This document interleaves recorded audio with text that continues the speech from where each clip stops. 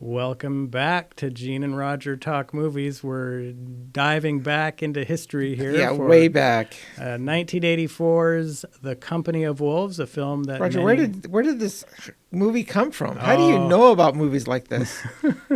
So this is like deep in the well here. Yeah, full disclosure, this is yet again another film that I saw during its initial run at the theater. Actually, Gene, for those of you not from Alaska, this will mean nothing to you, but I saw it in what is now the Polaris School. It used to be called the Polar Theater, and then they closed it eventually and turned it into a school. So how cool would that be if I had a kid going to that school? Because I'd be like, son, I was watching Company of Wolves in here. Weird. But 1984 release, you've got Angela Lansbury in this thing, which is great. Yeah, it's really great when you find out what happens to her.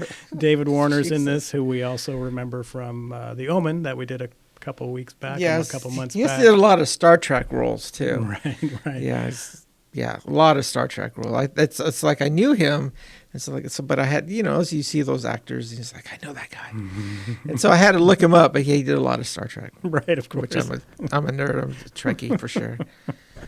But, Gene, let's get right into it. Where are you at with this one? Dear Lord, Roger, where did you dig this thing up?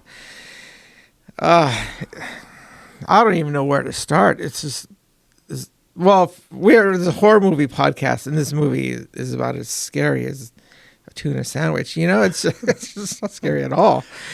I don't know. Maybe I'm missing something, or maybe I saw it too late at night, or you definitely missed something. I don't know. I'm just, some movies they work for you, and some movies they don't work. Like The Witch, horror movies, that works pretty well. Like maybe the first Saw, that works. Yeah, that works pretty good.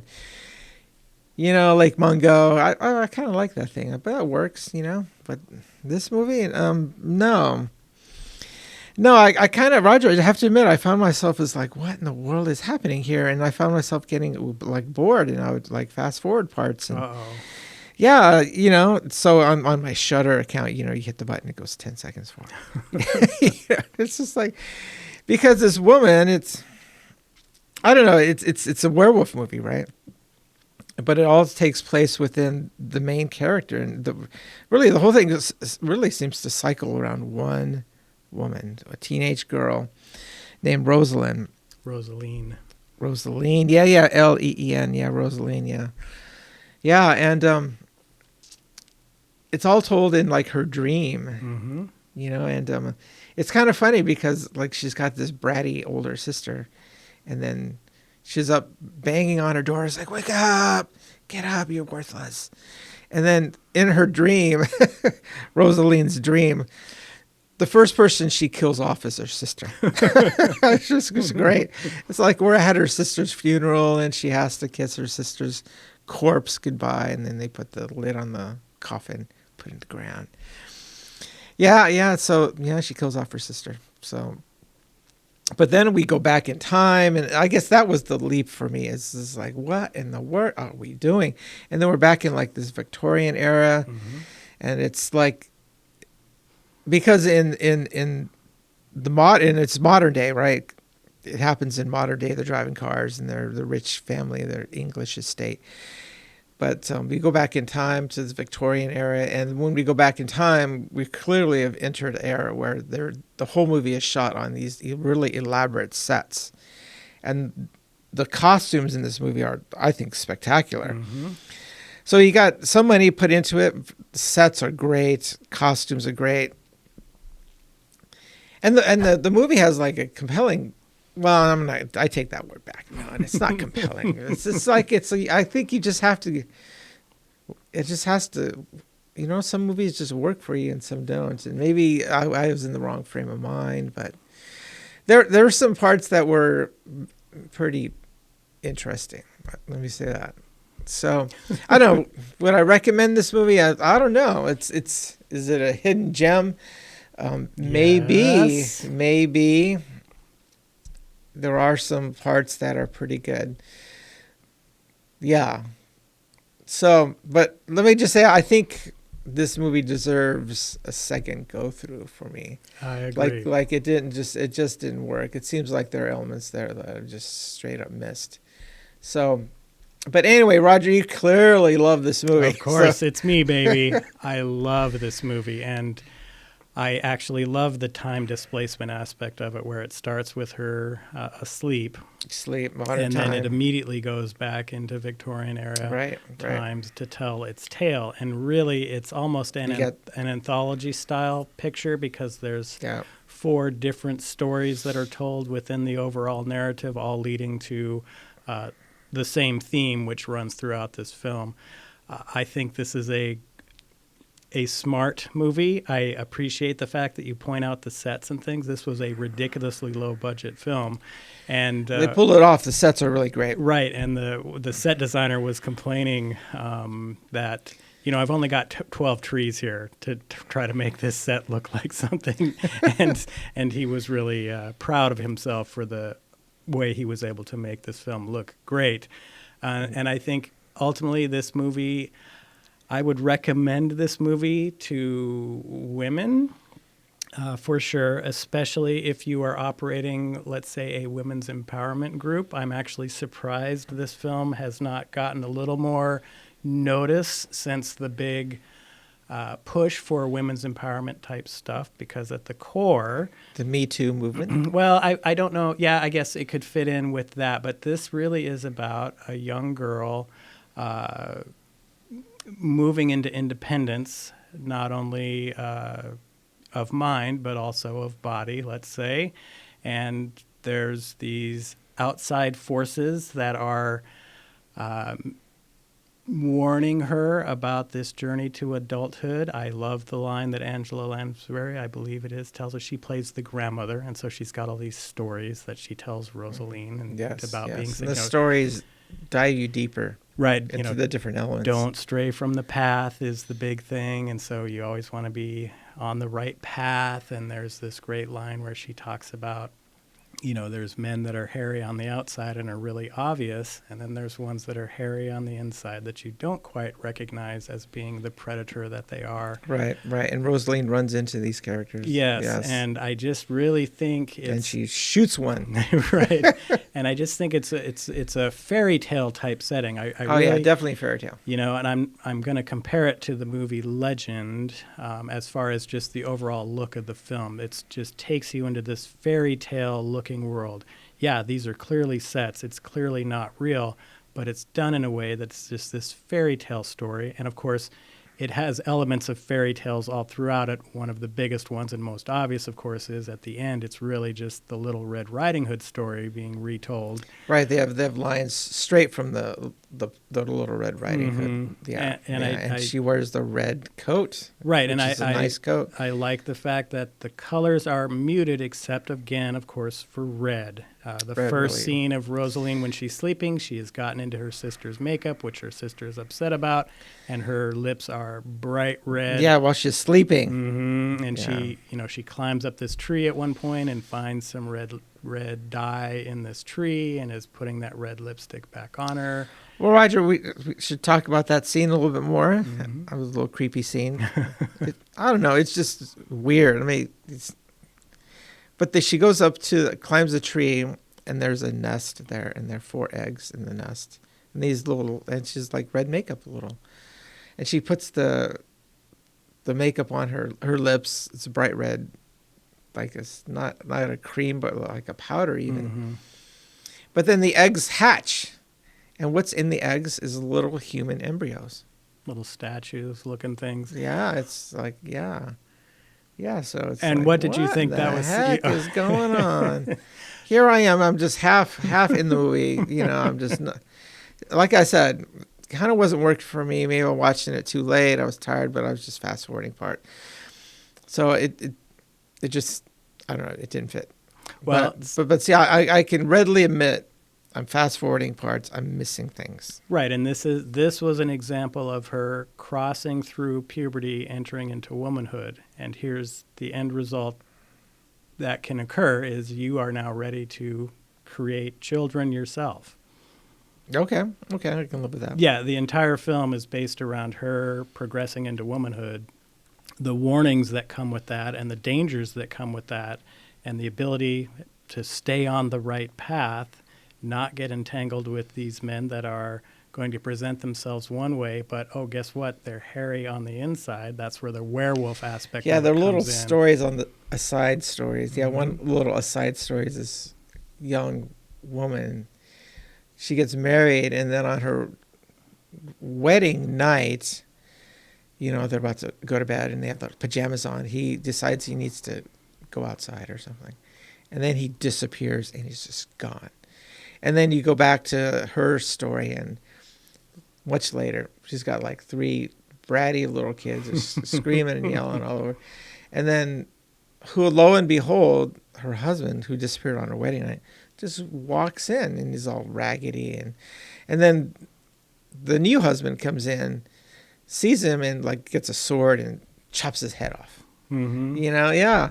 And then the head of the So he was transforming into a wolf. yeah, there. his head falls into his bucket of milk, Mm-hmm. and the milk splashes all over. Yeah, and then yeah, it's really it's weird. It's weird stuff, Yeah, and there's another scene where there's also transformations that going on. Looks reminds me of with the 90s American Werewolf in London. That was 1982, American Werewolf in London. Also a little before this then.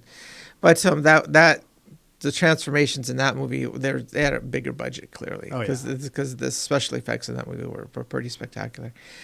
But you saw the transformation of a human to a wolf in American Werewolf in London, and in this movie they attempt to do the same thing but on a much lower budget. And so, but you can see, and it just they use like maybe puppets or something, and and so it's I appreciate the effort, but it's kind of funny. I think the transformation effects are great for the time. I especially like playing on the theme of there's these men that are hairy on the inside. You don't know how dangerous they are until you get intimately involved with them. And I like how that werewolf transformation scene is that entire wolf is just coming out of his mouth. So when the snout comes out, it's just backing up this whole, there's danger lurking in certain men out there, and you've got to be aware of this. Yeah, and I like there's another sequence also where there's this big wedding party, and it goes along with your story about wolves on the inside. But everyone on the outside, it looks beautiful. They're all dressed. They're all thin and attractive, and they all have money. And then comes in this woman, a peasant woman, and she's pregnant, and there's been some sexual assault by one of the people at the wedding party. And the woman who comes in, she breaks this mirror like with her mind, and then she turns the entire wedding party into wolves, into dogs. And the thing is, the werewolves in this movie, they're dogs, but their eyes glow, And so she turns them all into dogs, and they run out. But it's funny, they must have fun with this particular sequence because the dogs then are wearing wedding clothes, right? They're all dressed up. So they're running really fast, and then, of course, the clothes are falling off of them. But it was kind of a cool sequence, again, showing what you mentioned. And the ending part of that sequence is they all have to serenade her now at night. So the reason wolves howl at night is because of the grief they caused her, that one man caused her, the hairy on the inside guy. And so I just think, I think, Gene, you might take a rewatch at some time when you're awake, because there are a lot of themes, I've laid out many of them already about that are running throughout this film that I think you missed. You definitely missed by fast forwarding 10 seconds at a time periodically. Not periodically, a lot. Yeah, so I think this movie is definitely worth a shot. Rent it. It's have a Shudder account, so it's just right there on Shudder.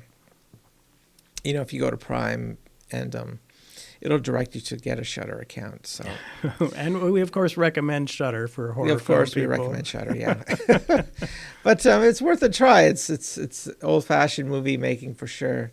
Again, 1984. Unfortunately, if you're a super Angela Lansbury fan, you may not be happy about 3/4 of the way in. So that's all I'll say about that. Well, and I think it was great. I mean, the director, Neil Jordan, this was one of his, I think only his second film. He, of course, would go on to do Interview with the Vampire and then also more famously, I think, The Crying Game. But he's got a real flair for, this movie reminds me a lot of like Hammer style films, you know, very gothic look, nice sets, things like that. But I do think Angela Lansbury gives this film a different level of credibility than it might have had otherwise, because she was actively engaged with her little Murder, She Wrote TV show was kind of the big deal, and obviously was a well-established actress already. Yeah, and here she is and in this here little she movie. is in this little tiny low-budget film, and Right. does a great job. She's laying out the stories, and Yep. you know, clearly can buy her as this puritanical type grandmother. And I just really think it's worth a try for sure. And again, I go back to women's empowerment type groups, things like that. You know, check this movie out because it's very respectful and empowering, I think, for women as they enter on this journey towards adulthood. But didn't the woman, Rosaline, doesn't she give in and surrenders herself to, right? And she becomes a werewolf, but right? I think this was Right? the ultimate expression of female independence, as at least according to this film. You can make your own decisions, you know, independently, based on who you want to be with, who you want to sleep with, for example, and things like that. So I think that's another level of empowerment that goes here, where she recognized the suffering of that person who became a wolf, had been injured. The rest of the pack was leaving. And she then tells that story about the other female wolf that came into town and was brought in by the priest. And then she now has decided to run with this person. And it's a nice little ending. And I really do love the ending I itself. was disappointed by that she, because that guy was an example of attractive on the outside, but a wolf on the inside. He seemed like a manipulative scum to me. Yeah, I don't go down that same road because they had an extensive dialogue sequence there where she was able to understand that his character as a wolf was not what he wanted to really be. Because why didn't he just massacre her right away when she came in? I got it. It's the whole process. You have to play the game and go through this, try to conquer your victim with your words and your masterful intellect. You know, I wasn't sympathetic to that guy at all. Okay. So, and then when because she ended up shooting him, Mm-hmm. you know, actually once. She tried to shoot him before, but missed. So, yeah, I was a little disappointed. It seemed like she, to me, watching this, again, from my my 3/4 perspective, because I missed a lot. But again, when she kind of went along with him, to me, it seemed like a compromise. But I really like the very ending sequence when all the wolves then are running in a pack, and they're running back through the entire dream world, knocking, you know, jumping over the dollhouse, knocking over the toys, knocking things down. The way the music score operates there, I think it's just a beautiful sequence in this film where they're running through all these sets that are elaborately constructed and all these cool toys and things, and they're just coming out of the dream world into the real world, so to speak. And then the last scene, of course, is the German Shepherd that was trying to get into Rosaline's bedroom in the modern world is jumping through that window. Yeah, it goes back to the modern world, and she wakes up, and then the dog is coming through the window. Yeah, knocking over all of her creepy little dolls. Yeah. Yeah. So All the creepy little dolls that are characters in the film, too. yeah, right, and that you see in the You see Granny's doll and... Yeah, you see those dolls all throughout the dream sequences. Yeah, so I would say give it a shot.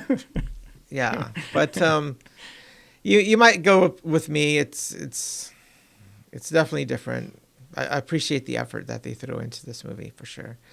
Someday I'll definitely give it another shot. But Right, and yeah, I appreciate Gene recognizing that maybe he needs to give it another shot at some point. But this film to me is another one of these films where you quite possibly haven't seen a film constructed in this way before, filmed this way, told a story this way. It's kind of a unique film, and so is it a full-on horror film? Absolutely no, not. Is it a Grimm's fairy tale type film? Absolutely. Is it a film that, with the exception of a couple graphic werewolf transformation scenes, could you show on a Halloween sleepover? Of course you could. It's not. yeah, It's there's not nothing, too bad. nothing. But it really reminds me again of like Hammer style films and things like that. A little bit of David Lynch kind of stuff thrown in there, like with the robin eggs that Gene was talking about that have the little babies in them and things like that. But just a well-filmed movie, and I highly recommend it. And obviously, if you're watching it on Shudder and you are halfway in and go, "This sucks," you can always just turn it off and watch something else. Yeah. Gene, any idea what we're doing next? No, because the last time we spoke, we were talking about Evil Dead 2, and then here we are talking about Company of Wolves. So, yeah, who knows? Probably I don't know. Next week is Christmas weekend. Oh, I'm out of town. So yeah, I've got to see if Tyken wants to do Silent Night, Deadly Night. We've got to get that one in the bank. You're going to have Tyken. No. Tyken's a great guy. Don't get me wrong. He is great. But yeah. He's my go-to with movies Gene refuses to do. Gene tried to do Silent Night, Deadly Night, and I think made it in about 15 minutes and then was like, oh, that's not Christmas. Not doing it. Piece of garbage. No. This movie compared to Silent... What I don't even remember. We just said it. What's that movie called? You just said Silent Night, Deadly Night. Yeah, whatever that piece of garbage is. Don't ever see that thing. Oh, it's beautiful. This movie is about 538 times better than Silent Night. Different. Company of Wolves is definitely different than Silent Night, Deadly Night. No doubt about that. Yeah, I remember I was watching it. I made it I don't think I made it even halfway. It's like a third of the way, and it's like. Oh, no, I think you ended at the over. 15-minute mark when Mom was getting killed by Santa Claus. But that movie's garbage because, like, this movie, you can tell that they tried. The sets are beautiful. The costumes are beautiful. You can tell that there were writers, and then there was a script. There was an effort. But in Silent Night, there are no sets. It's like half of it was filmed like in a barren warehouse full of cardboard boxes. I was like, are you kidding me? You can tell they're just making it up as they go along. It's just... Well, and I should point out that Company of Wolves, Angela Carter and Neil Jordan wrote the script, and Angela Carter was the original writer of this short story, which got some acclaim. And so it was nice that the original author of the short story was able to participate in writing the screenplay, and I think it shows in the finished product. It's true to her overall vision of what she wanted to be getting across in her short story, and it's right there on the screen. Yeah. I will have to say, though, that the main character, real name is Sarah Patterson. I think she did a really great job in her portrayal as the teen. Yes. Yeah. Yeah, So, the acting is real solid in this film, and the interesting thing about that actress, Sarah Patterson, is this was kind of the only movie she did. She did like 3 other movies, and that was it for her. yeah, that happens sometimes. Yeah. That makes me think of the young girl in the Alien franchise. In the second one, Alien 2. She did that one. But then kind of disappeared. Right. Yeah. Right. So, anyway, Gene, it sounds like maybe it's going to be me and Tyken if we do anything next week, or it might be we're on a 2-week hiatus here.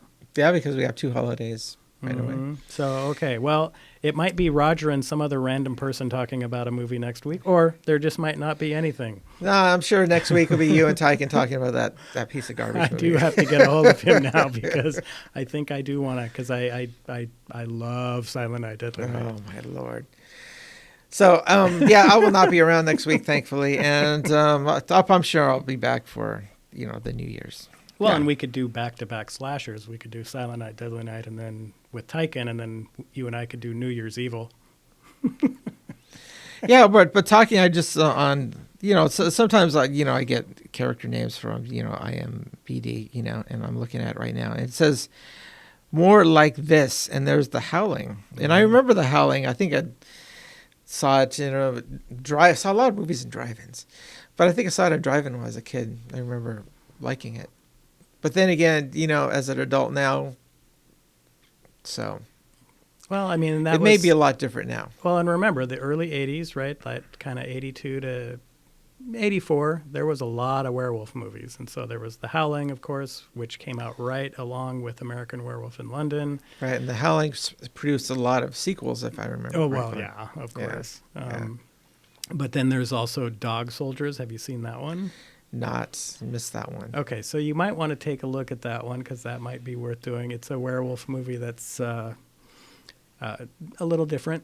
Yeah. I guess will be the way to put that one. Yeah, Dog Soldiers. Yeah, I can imagine. So, yeah, but anyway, we're just kind of rambling now. Anything final to say? I think. I guess Merry Christmas, Happy Holidays. Yeah, Happy Holidays. There you go. Get a Shudder account, watch some good horror. All right. Well, something may or may not happen next week. If nothing else, at least 2 weeks from now, something definitely will happen. No idea what that'll be, but we will catch you whenever we catch you again. Thanks for tuning in. All right. Bye-bye. Take care.